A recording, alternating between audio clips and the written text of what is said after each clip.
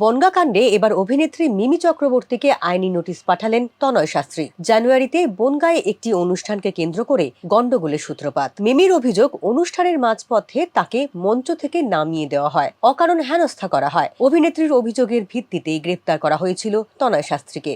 জামিনে মুক্তি পেয়ে এবার মিমিকে পাল্টা আইনি নোটিশ পাঠালেন বনগাঁর তনয় শাস্ত্রী। ৪৮ ঘন্টার মধ্যে দাবি না মানলে মিমির বিরুদ্ধে আইনি পদক্ষেপ করার হুঁশিয়ারি তনয়ের। আমার একটি আইনি নোটিশ পাঠানো হয়েছে, যেখানে 3টে দাবি আমি করেছি।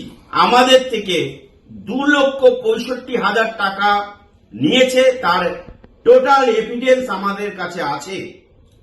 সেই টাকাটা ফেরত দিতে হবে এবং আমার ব্যক্তিগত আমার উপর দিয়ে যে পরিমাণে গুরুতরভাবে মিথ্যে অপবাদে আমার সম্মান তছনছ হয়ে গেছে, তার ক্ষতিপূরণ হিসাবে ওনার কাছে 20 লক্ষ টাকা দাবি রাখা হয়েছে।